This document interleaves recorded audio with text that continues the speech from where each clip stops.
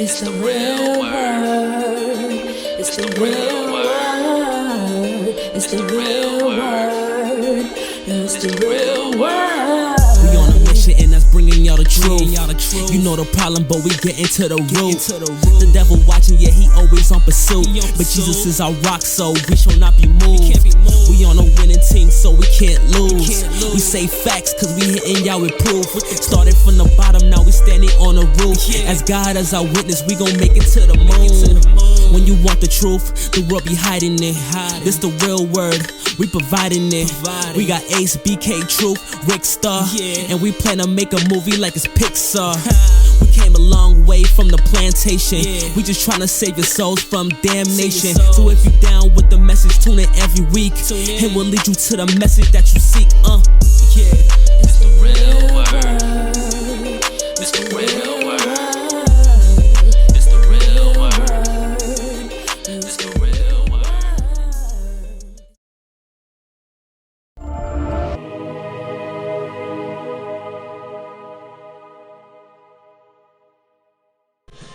Shout out to everybody that's been watching. Shout out to everybody that's been supporting us thus far, so far. This is The Real Word, Season 8, Episode 19. Shout out to everybody that watched our last episode. We did crazy numbers altogether. We had over 200,000 views on last week's episode. So shout out to everybody that watched. Shout out to everybody that supported.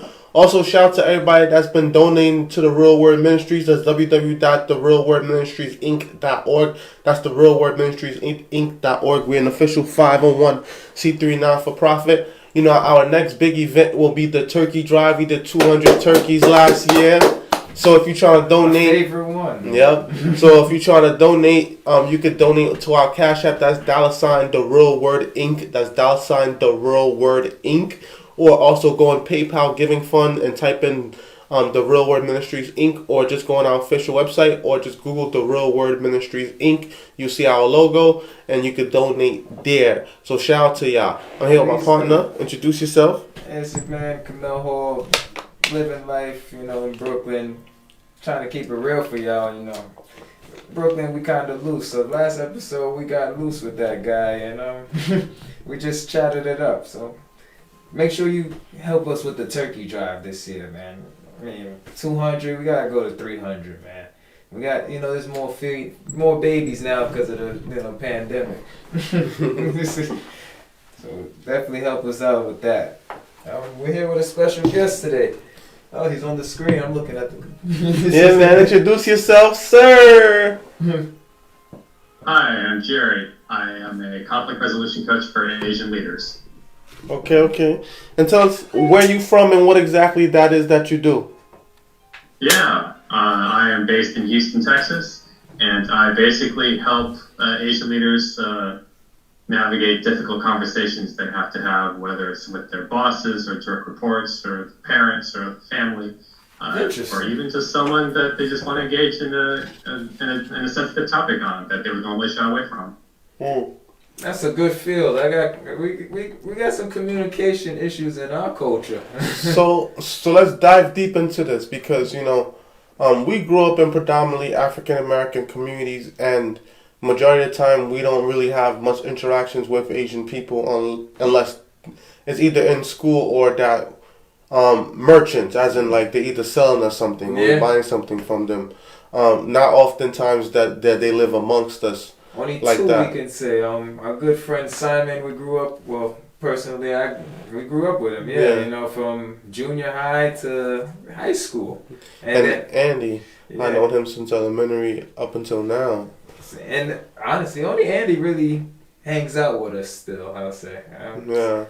But I would say that there's always been the conflict between Asians and African Americans, where you and we both lived in a neighborhood where there's predominantly Asians and whites, and you were just talking about the way that they would react to you sometimes. They wouldn't want to connect, in a sense, that I would say that friendly human connection, eye to eye, say hi, I get this feeling of fear, like they have a fear for me. And I'm honestly, for my lifestyle, grew up in New York, running these streets as a kid, kind of just thinking everybody was one, you know, not really trying to divide nobody. Even when, you know, on the block there was Haitians versus Jamaicans, I tried to just stay out of it.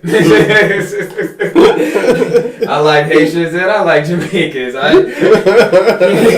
He didn't tell nobody he was Jamaican for a long time. And one day we found out. Yeah, and then they was like, so what side you gonna pick, Craig?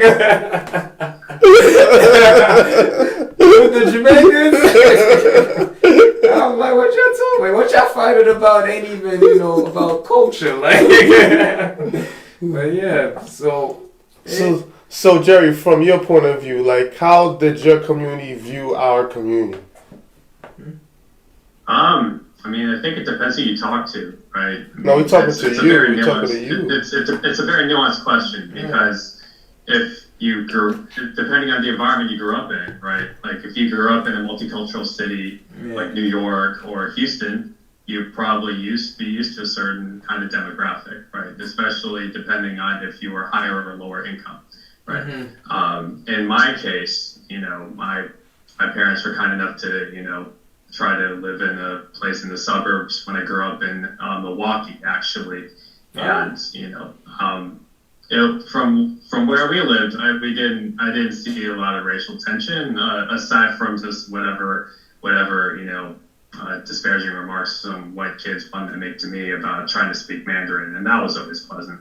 But yeah, I mean, I know what kind of prejudices and you know, that my parents kind of ingrained in me, or that I saw from them, because, you know, my mom meant well when she would tell me, Jerry, you know, just don't date a black girl. It's just not worth the headache.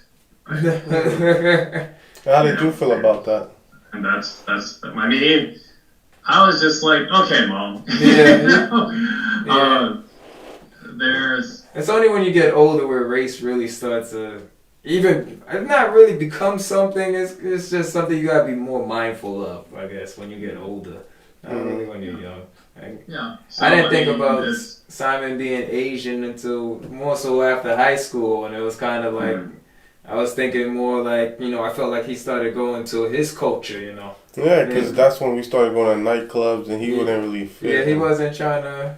That wasn't his vibe. That wasn't his, you know. It was his culture. Yeah. So tell us about like how you grew up. You say you grew up in Milwaukee, right? How was that? Was it a small town, big town? Yeah, we grew up in a smaller offshoot of Milwaukee, and yeah, I mean it was a relatively normal childhood, thankfully. You know, predominantly white.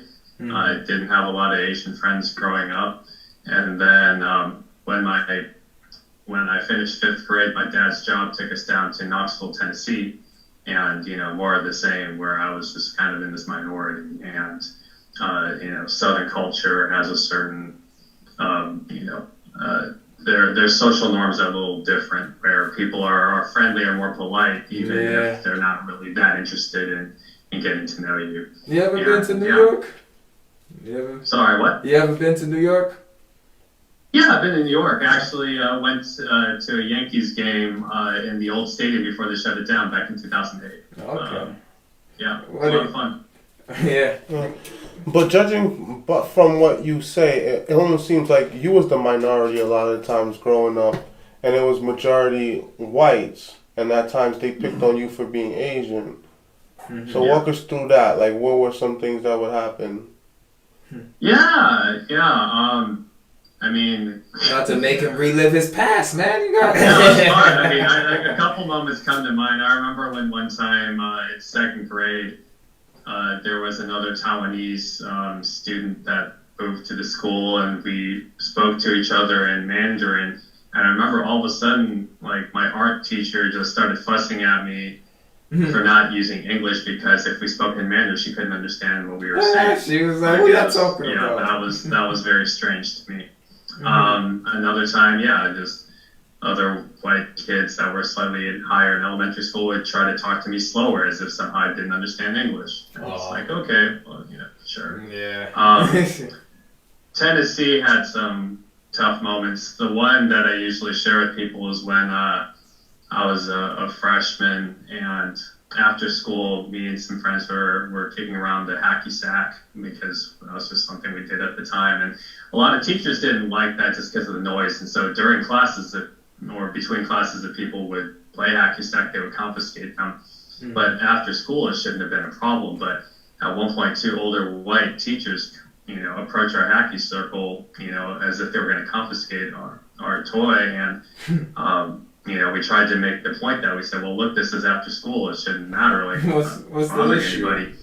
And so, here's the funny thing is that I happen to be wearing a shirt with some artwork of 2 sumo wrestlers who were sparring, mm-hmm. right? And if you're familiar with sumo wrestling garb, it's not a lot, right? Mm-hmm. And so one of them kind of tugs at my shirt and shows it to the others. She goes, "Can you believe you would wear something like this to school?" And I said, "What's the problem? It's an ancient Japanese tradition." And the other one says, "Well, turn your Japanese tradition inside out." Wow. And we both walk off. Wow. And I'm just like, what do I do with this, right? Wait, what was that? But you speak Mandarin, so you're Chinese, not Japanese, are you? Yeah, I mean, I can wear Japanese shirts, or it shouldn't matter. But to them, it wouldn't have mattered if I was Japanese or Chinese. It was just a racist thing, it was just a... Yeah, it was just something, they leveraged their position, and I had no say in it, and, what do you do with that, right? I wanted to ask about how you help, well, I don't know if we want to talk about that yet, but how you, talk to each other about handling issues, conflicts. Like, is there like a step-by-step, Yeah, like walk us through like the problems within the Asian communities, because you're saying you're helping them to resolve conflicts. So what type of conflicts do the Asian community deal with that we would be unaware of? Yeah. I mean, I think there's 2 conflicts that come about. One is defining success, what it means to be successful. And what I mean by that is that, I'll take my parents as an example, right? Mm-hmm. They come over here and they're said, hey, the quickest way to success is to learn a profitable, credible skill set like medicine or engineering or accounting. And, money, right? You need money and you need credibility. So, this is how you do this. And bank away money successfully and aggressively and, get married, have kids, and, one day you'll finally have the autonomy to do what you want. But the deferred life plan is what they... That's the American dream. Right? The Asian American dream. Yeah.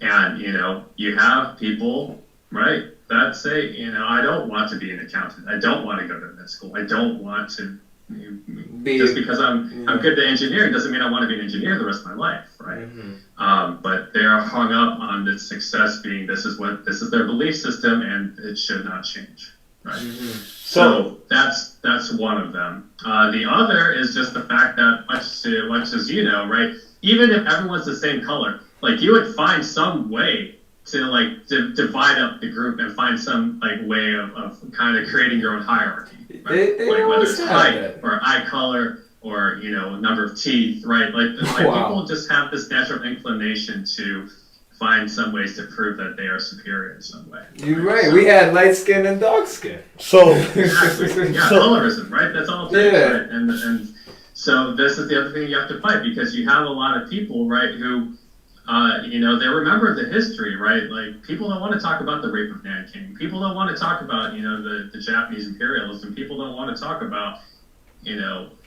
just these moments, really ugly moments with, Asian history, all these battles between all these within Asian countries, right? Like, I remember there was one moment, I was doing summer school, actually, and my white physics professor, who had married a Korean woman, talked about, and was very knowledgeable about just the tensions within, between Asian cultures. And he talked about how, when Seoul, right, hosted the Olympics back in 1988, the guy who was carrying the Korean flag went up there and was like, I am so happy to be, representing Korea right now, and to be able to speak my own language as I'm representing my own country. Mm-hmm. And all the Japanese people are like, yeah, about that.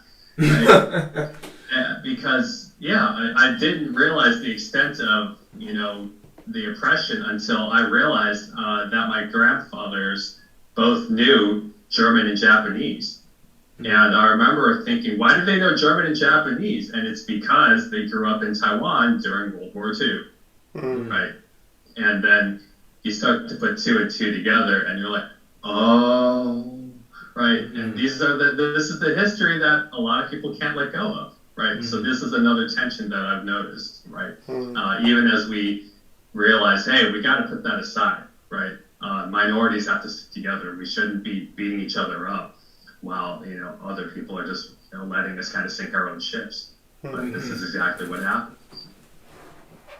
So, recently Kanye West is a rapper. I was about to I don't know ask if you heard about of that. Have you heard of Kanye West?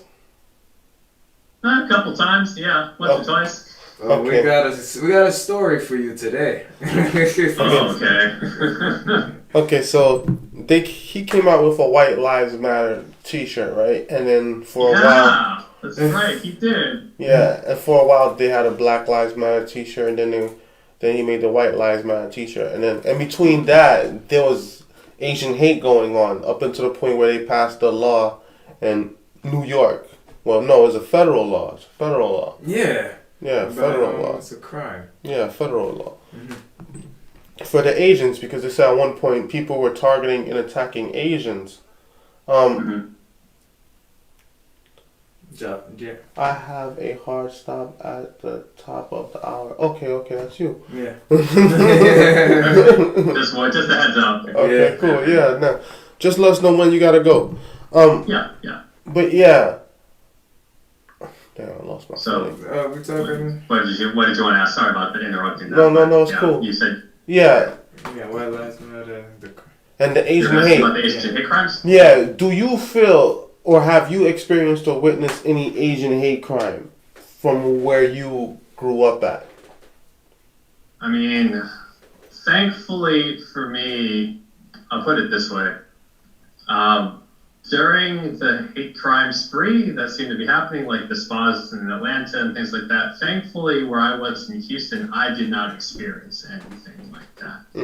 With that said, that doesn't mean it's a safe environment. And I'll give two examples as to why.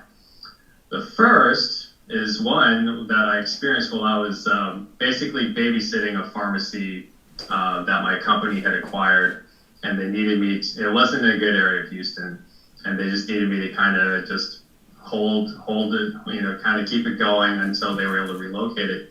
And the problem is that the previous owner had the only way he kept his bills, being paid was that he was dipping into crooked scripts, basically. And so the clientele that he was attracted to his pharmacy in order to kind of get by, weren't exactly the most reputable people. Right, they were wanting to move street drugs, things like that, like Norco, Soma, Xanax, Prometh with codeine. For those of you who know what I'm talking about, Purple Drank is one of the street names on that. I always thought that was funny. Anyway, so yeah, basically what happened was, this one, black guy comes in at one point asking for Prometh with codeine, and I told him we didn't have any. And we didn't, but he didn't like my answer, and so right as he walks out, he goes, "Wah, yeah, yeah, yeah." I just started laughing because I was just like, that was crass, but I don't feel like getting stabbed, so That's crazy. I'm just gonna let it go. Okay, the other is an incident that actually happened during the hate crime. So I went to this multicultural networking event in Houston. This is, right as we're kind of trying to move past the pandemic, but not really. And so I meet this older white gentleman there named Tom. And so Tom's a nice guy, and, he's asking me, he's like, "Hey, man, these Asian hate crimes are going on." It's like, "Have you dealt with anything? Is this really that big a deal? Like, are you getting hurt?" And I said, "Okay, well, is he simply implying that the media is just sensationalizing these things for ratings, or is he really concerned for my safety?" Right? And so I decided to give him the benefit of the doubt, and at the same time, I also needed to kind of see where this was going. And so I said, "Tom, may I tell your story? May I share an example?" He goes, "Yeah, sure." And so I told him, I said, "Did you know that Houston's Chinatown is built on discrimination?" And he goes, "Well, what do you mean by that?" I said, "Well, at one point, the city officials felt like the immigrants were a threat to the hierarchy and stability that they felt had established for themselves, and so they sequestered all the Asians in the city into the southwest part of the city. Then they drew their district in such a way where they couldn't even concentrate all the people to have a vote. Mm-hmm. So that doesn't sound very good. And I said, you're right, it's not.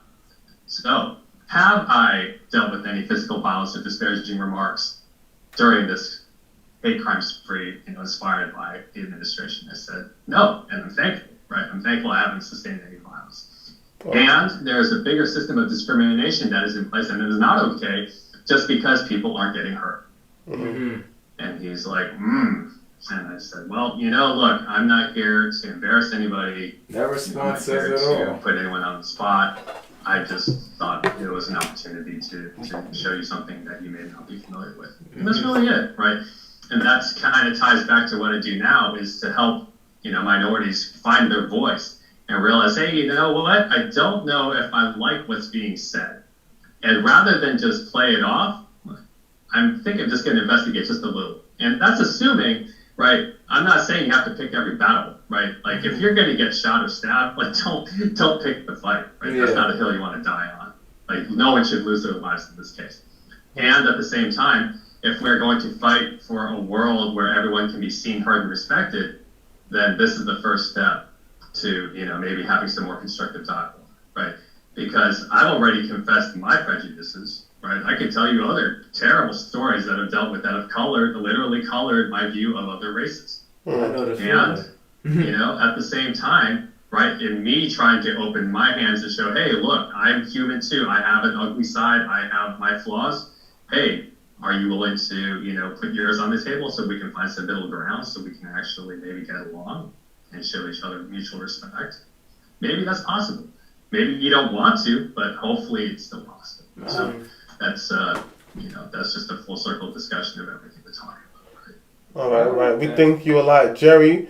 Yogi's also here in the room with us. Yogi, you there? I thought he was muted. Yes, I am. Hey, Yogi. So tell us about yourself, Yogi, because you just jumped into the conversation. Tell the people about yourself, Yogi. And once again, welcome to the Real Word. Shout out to you, Yogi. It's a pleasure to have you here with us. Yeah.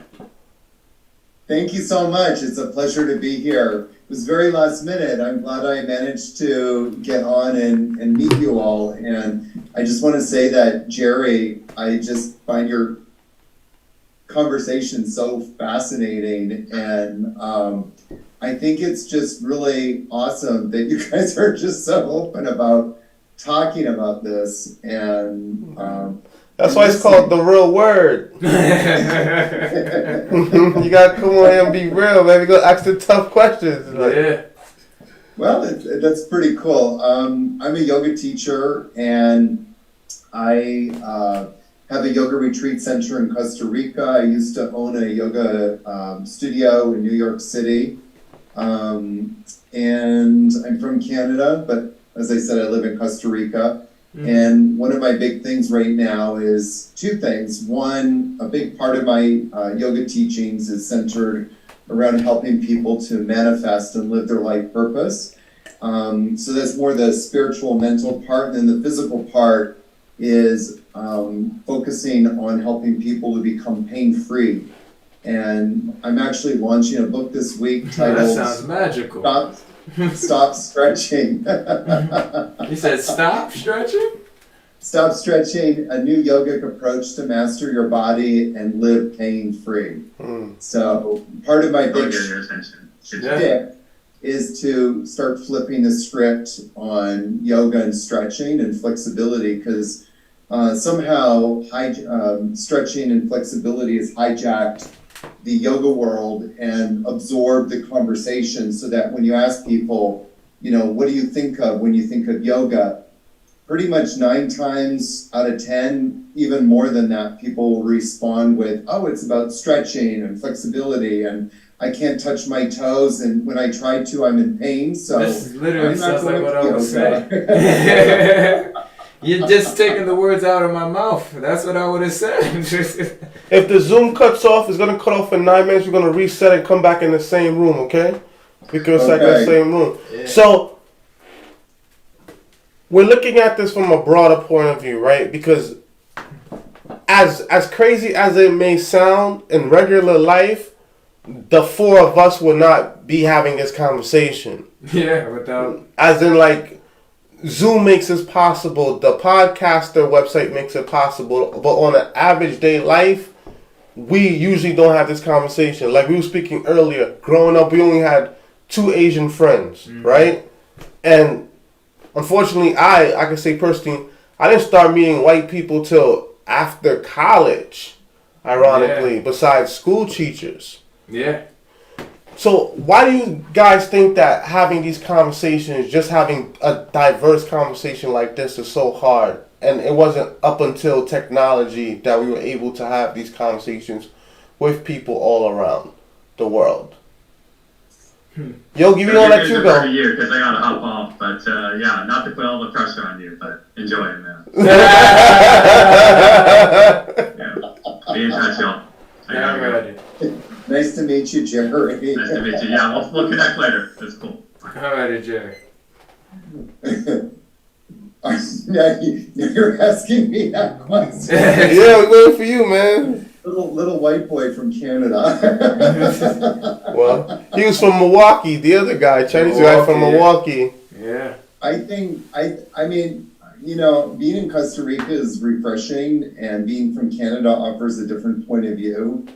And share that with the world, because you know, New York is you've been in New York. It's kind of intense, sort of 10 times. Yeah, so it's 10 years. Oh, 10 years I lived in New York. Oh wow! So you know, what's the difference? What's the energy?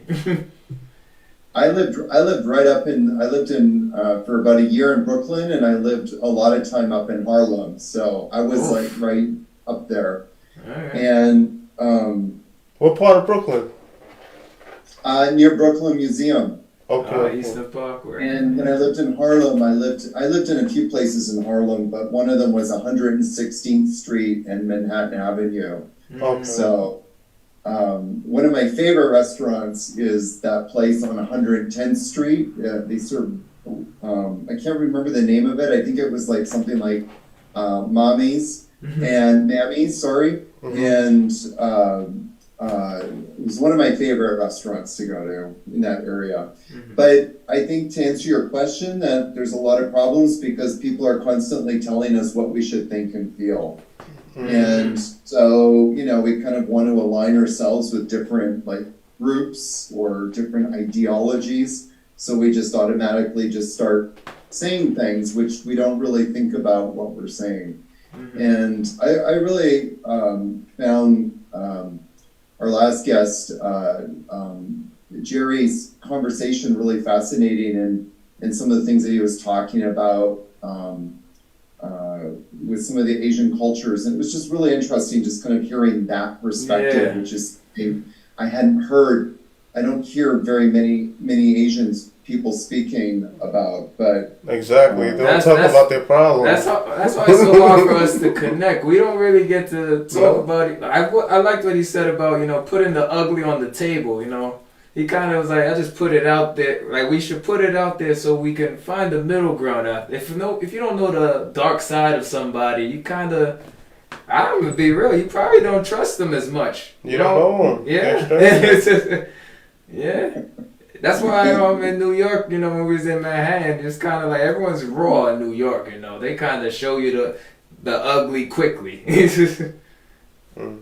Well, and also, too, I think that there's not a lot of grace for, you know, we assume that people should know something. And, you know, one of the things about me is, like, I never understood, for example, the whole idea of blackface. It wasn't until 2017, so 2017, and I was watching, I had seen a news report, I think it was 2017 or 18, and I had seen a news report on Megyn Kelly, and how Megyn Kelly was talking about that she didn't understand blackface, and then she's like, well, if my kids want to go out and wear blackface, they should be able to. And then, of course, you know, it was shortly after that she got canned from the TV show. But I literally, when I heard that, I had to go on the internet and go, what is blackface? Because I didn't know. And I'm back then I was a 45-year-old man. I didn't know. And I think that there's so many times that we just assume people should know things.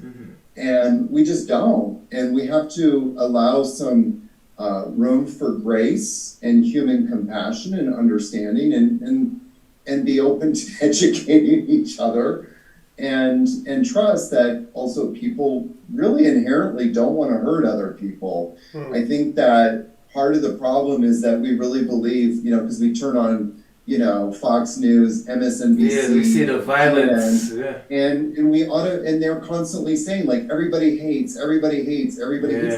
You know what? That's actually not true. When you start traveling around the country and you kind of scratch below the surface, people are actually really kind. I'm glad you said that. Because the two episodes ago, we went to Manhattan. There's the perception of New York, and we was asking people in New York, like, do you feel New York is good or bad? And I think everybody. New York was good. Everybody said New York was good. So there's the perception, like you said, on the media that's a lot darker than what the real world is actually like.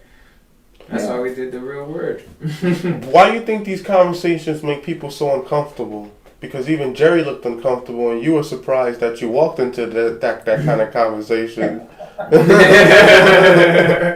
He's like, "Are we talking about this?" I'm here to talk about yoga and who knows what else.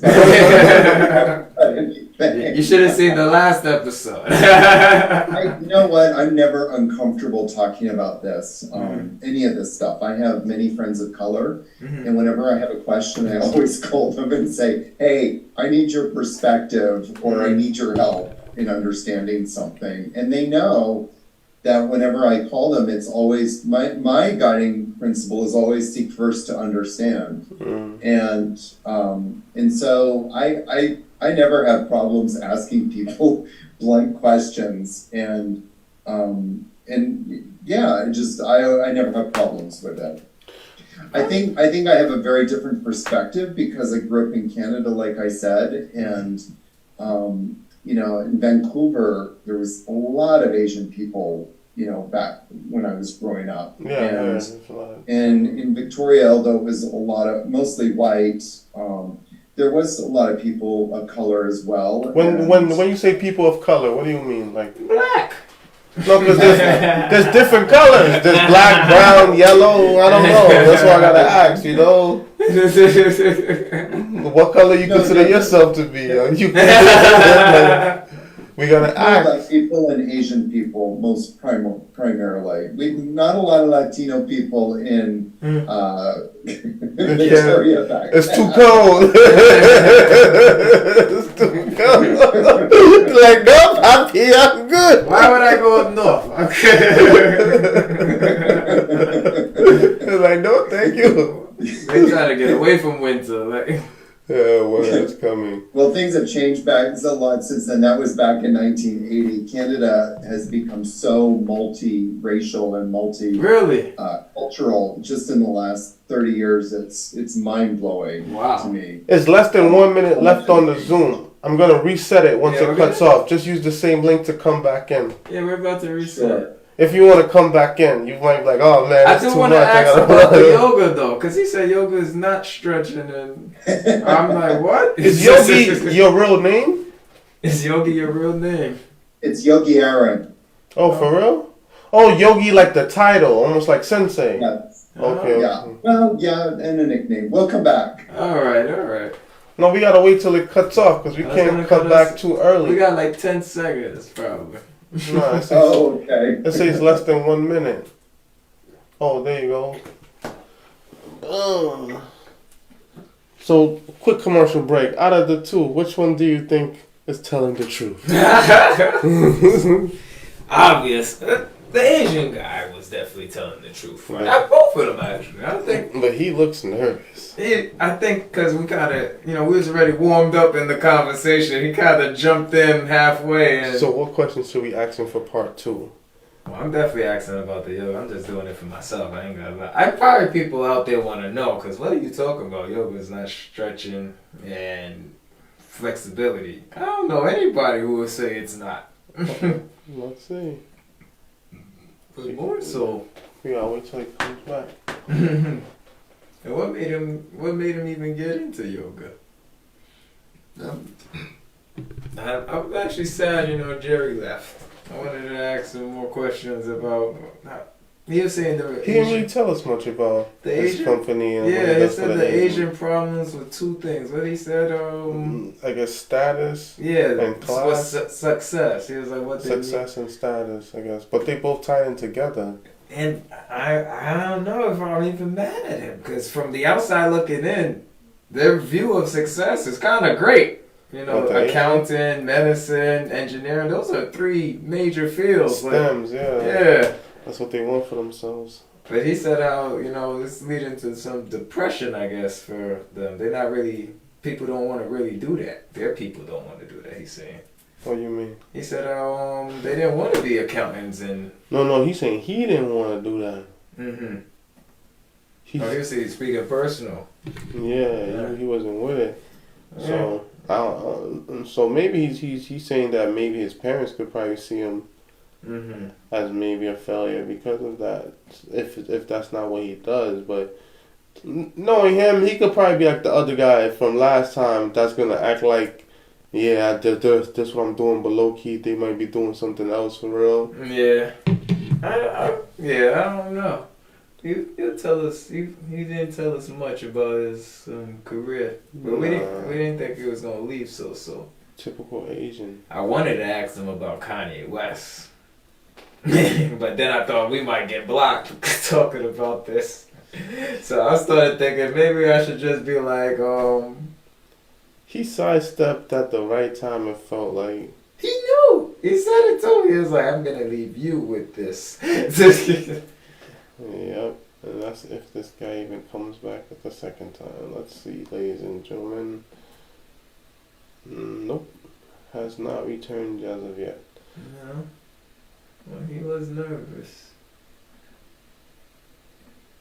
What you think is up with these Canada dudes? Because that's another time. That's the second time somebody from Canada pulled up. They all seem happy, too happy.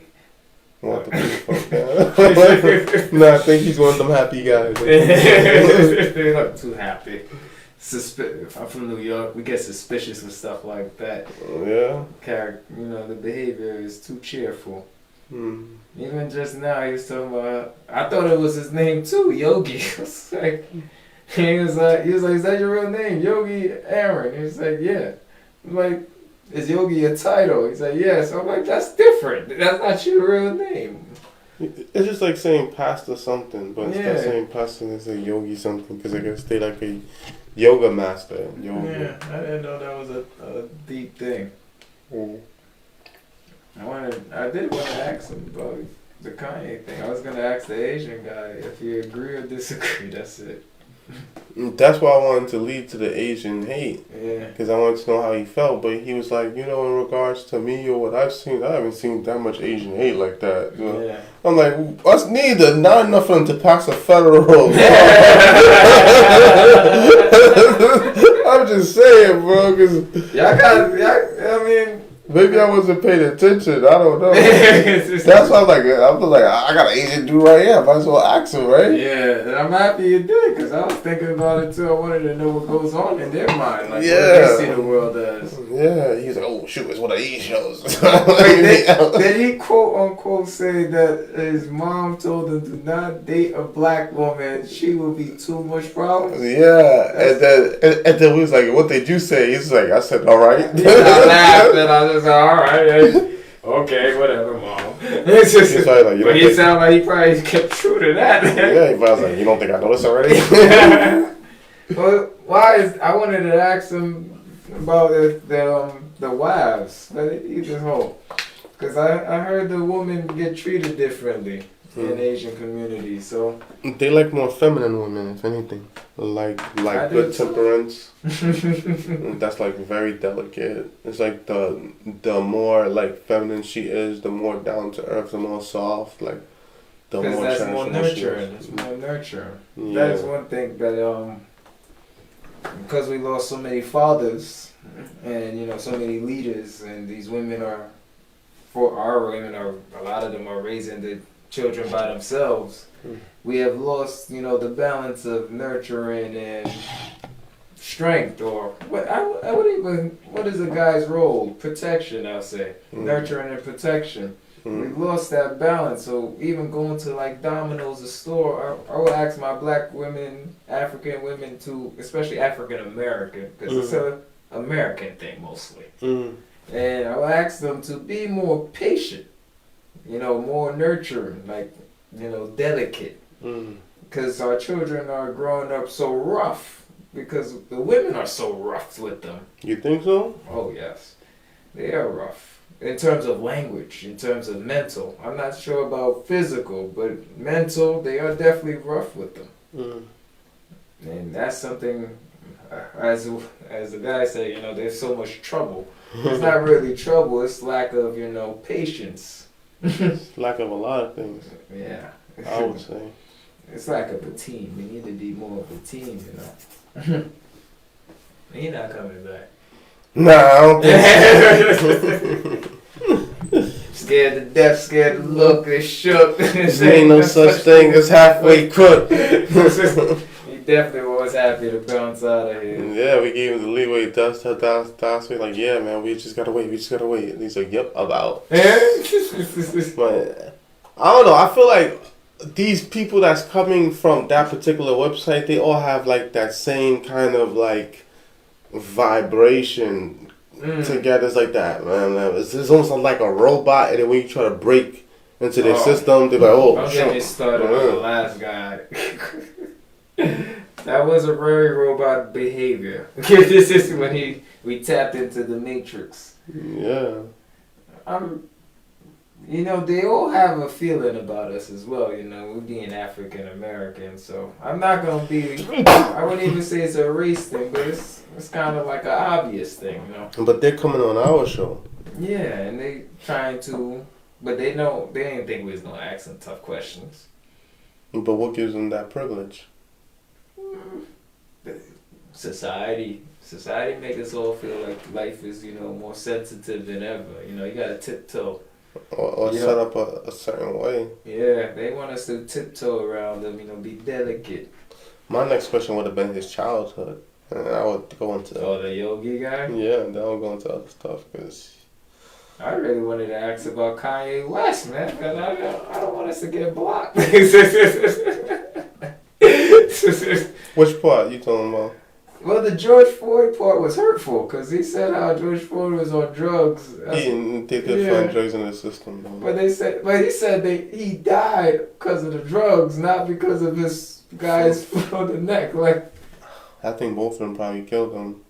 I think it's more so the foot on the neck pushed it there, though. Yeah, you need an action. That was definitely an action. But he was high the whole time, they said. He wasn't going to die from being high. No, I'm saying, like, he was so high, like, that's why he was bugging out like that. Oh.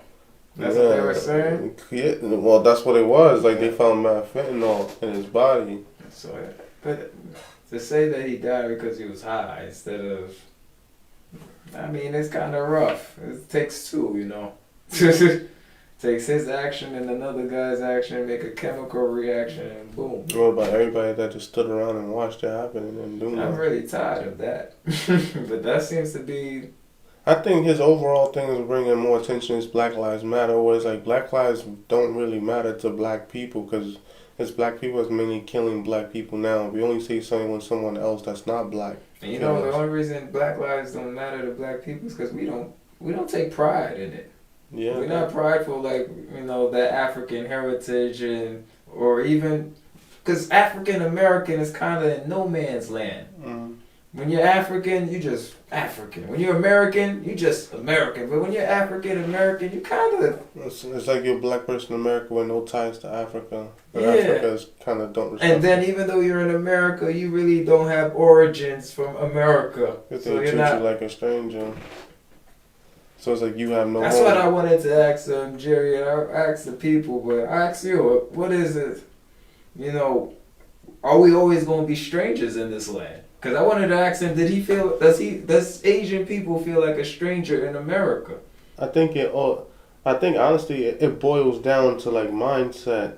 Because I think with the mind, that's where everything else comes from. Because we could keep saying that, oh no, it's not mindset, it's this, it's that, it's this, it's that. But just look at it. It's like if we believe that we're slaves mentally, we're always gonna be slaves, and we're gonna act like it, yeah. And even if the oppressor's not treating us like so, we're gonna move like it. We're gonna put ourselves in positions to be slaves. It's almost like when you go around like, damn, I don't want to put like, okay, it's like in church, right? In church, there's certain classes based on your position of the family you're from, and depending on what the opposing person is from, they'll treat you according to your status or your position. And it's almost like people are humbling themselves in front of you. Because of your status. Yeah. Because of your family. Yeah. Yes. Wherever the status comes from. It's almost like back in the days when you had kings and queens and the peasants. And the somebody gets treated royal, somebody gets treated... Yeah. And that's the thing, because so then how do we get out of that? There's an African king... I can't believe I forgot his name. I was watching it this weekend, and he was a slave, and he kind of ran away, and then he made himself a king. But it wasn't by moving into another land. It was about kind of finding land and creating his own group of people. And they made him, in a sense of, they said, we have to have a monarchy here. We have to create a system. I wanted to know, like, in the sense of, in America, what Kanye was saying, we're not going to go into details of it, but the feeling that I agreed with was, it kind of feels like we're playing in somebody else's turf. We kind of are. That's why... How can we win? That's what it is. You can't. Because it's almost like it's like what he said, I damn near proved it by them just showing me what they could take it down. Yeah, that they could take it down, because he basically was like, yo, this is not for us, this is for them. They own the media, social media, Facebook, Instagram, all the stuff that we Properties. On. We look, we on Instagram, Soundcloud, Pandora, Spotify. We don't own none of that. That's why I'm like, we're not getting too far into it. Yeah, they'll shut don't you take down. Us down. And it just happened to be that the people that own it just happen to be part of a certain same group, more or less. So, coincidence? I mean, hey, power, power is the ability to make someone act in a desired way. If you're not acting the way I desire you to behave, then I'm going to take that away from you. And then I'm also going to show my power by showing to other people, this is what happens when you don't fall in line. And that kind of increases his power at the same time, because now the other people are going to, start praising that power, because they're going to be like, yo, we better not mess with him. And that's life right there. That's why I'm like, honestly, how can you not feel like a stranger in America? But look at the opposing look at the ops on the other end of media. It's media against people like Donald Trump, Kanye. We could say Candace Owens, maybe Tommy Lauren, and maybe a few other people that the media try to cancel. Like they try to cancel, not get rid of them. Enough airtime. Bootsy, those people were like, all right, we're gonna take their Instagram so they can't just talk to people right away, can't post when they want. Take away their Facebook. Slow them down. And take away their Twitter. Now, how can you speak to your millions of fans? You like Bootsy was like, he had 4 million fans when they took away his page. So that's 4 million people he could have talked to in a regular minute. Like, hey, this is how I feel. Now, good luck speaking to 4 million people. Now you got to go on different independent platforms and speak. And it's gonna slow you down. It's gonna be difficult. Yeah. And it's gonna limit your reach. Yeah, ultimately. Make you feel short. But if you're big enough, other people will speak on it for you. Like Kanye West. Powerful stuff. Even though they took down his Instagram since last week, he's still going viral. They took his Instagram. They taking down his videos. They trying to make him disappear. Lord, wow. Yeah, they're trying to shut him up. Wow. But like he said, that's showing how powerful he really is. Because if no one took him serious, they would have just ignored him. Yeah, they would have laughed it off, you know. And you know, one of the funniest shows, South Park. They're part of the same group. And mind you, that is one show that talks about anybody, however they want. And if I'm right, The Simpsons also, same group. And these are 20 seasons in, longer than that.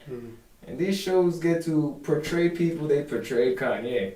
In fact, out of all the social moguls they had, that's the reverse, you know, because remember he mentioned it. The second guy, Yogi, when he spoke about, I have friends of color, and then I said, "What you mean color? Because you keep saying color. What color are they?" I thought it was black. I wanted. He said something different, right? But that's giving him the easy out.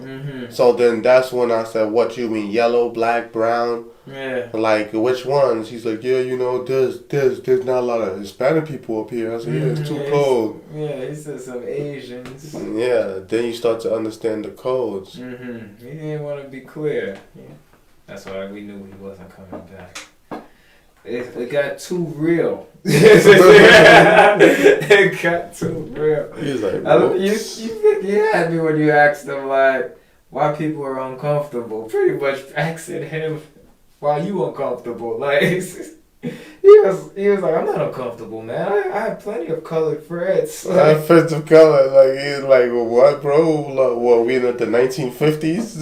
People we of have color? like too many episodes, and I can tell you, when people say that, it is usually they're uncomfortable. Like, they are not used to talking to people of our color. Because there's a swagger about it that you got. You don't have to say I talk to people of color when you talk to people of color. You say, yeah, I mess with everybody. Yeah, I talk like yeah, I'm cool with I everybody. don't care. A good response is usually that I don't care what color they are. Like, but to say I talk to people of color, you are making it seem like there's a different type of people you talk to. That's more dangerous, you say. Yeah, you snitch on yourself in a sense of now it's like, you have a judgment now. But the guy kind of said, the first guy, Jerry, he said everyone has a judgment. That's the place, like I'm putting it all on tables. I think negative thoughts of people. Yeah, he said some cultures I have a dark thought of because of my past. He's like, I pretty much got what is it he said, an opinion about them already. Yeah, based on what he saw, based on what people said. I wanted to ask him his opinion on us. I mean, his mother already said stay away from black girls. Imagine what she said about black guys. Oh gosh, she probably said we was trouble too. Yeah. And I watched a YouTube video, they said in China, a lot of black people a lot of Asian people think black people are rappers. Yeah. That's all they think about us. Or basketball players. Yeah, they don't think of us as engineers. They don't think of us as nurses, doctors, not just rappers. Yeah, they discriminate. Yeah. Well, a lot of black people, unfortunately, that's all they want to do is rap. It's like a lot of these niggas, like, they shouldn't be rapping. They should go and, you know. The only type of rapping I even want to approve now is like that type of wisdom rap, like lessons. Yeah, but not a lot of people want to hear that. That's true. That's why they say it's not the poppin' rap, conscious. Remember Jay-Z said I want to rap like Common Sense, then I made $5 million. I haven't been rapping like Common Sense. When your sense got that much in common, and you've been hustling since, your perception is F what the perception is. No. Go with what makes sense. Go with what makes money. And I said, my crude sense of knowledge couldn't allude to my empty wallet. my crude sense of knowledge couldn't allude to my empty wallets. Yeah, you gotta dumb it down because Being too smart in music, at least, doesn't pay the bills. Just talking smart in records does not pay the bills in music, which is weird.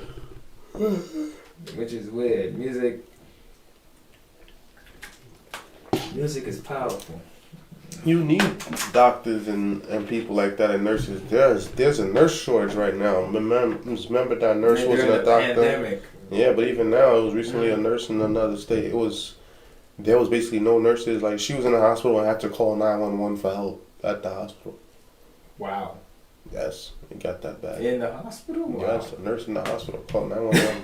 Because they couldn't help her in that hospital. They got too critical. And she was like, I need backup. Damn, that's wild. She's like, send a chopper. I'm on the roof. We have to hurry. It's just like when New York, when we had the COVID, they brought in that big boat with all the medical stuff on a big medical boat. Pretty much they're Johnsons and Johnsons. Yeah, and no one used it. It was like, why is this big boat here? No one is using it. Y'all wasting it. It could go somewhere else. That's interesting, man. They should send that boat over there and then sell those people out. Because during the pandemic, we did need nurses too. Facts. So, closing thought on this episode. This was an interesting one. I mean, oh man, the way they dipped out of here. This, I gotta say, this is the first time with me on the episode, it's the first time I seen people dip out that fast. So. Wow. Normally they stay till the end. I'm usually saying we need to cut them off. Yes, facts, you're right. But they left this time on. Closing thoughts would be, we gotta take pride in our culture, like how the Asians do and how the Jews do and how the Americans do and so forth. Just take pride in your culture, whatever it may be. That's all I gotta say. If you're African American, I take it from me, I think it's kind of rough what side to take pride in, but whatever side you choose, take pride in it. If you're not even choosing sides, if you're choosing both, take pride in both of them. I feel like pride is something we need to have in order to get by in this world, you know. Facts. Overall, I think this was an interesting episode. Like I said, it's not every day where you get an Asian, a white male who's part of the LGBTQ community, and two black men in the conversation at the same time. So you know, it was a very interesting conversation, and you know, it was an interesting time. So we thank all of you for watching. We thank you for joining us. Shout out to everybody who's been watching. Shout out to everybody who's been supporting. You can follow us on Instagram at the Real Word Ministries Inc. on Instagram at the Real Word Ministries Inc. on Instagram. You can also subscribe to our YouTube at www.youtube.com/the Real Word TV. The Real Word TV on YouTube. Check us out on the Brick Network every Tuesday and Thursday. And don't forget at the turkey 12, 1 and 4. It's the real world.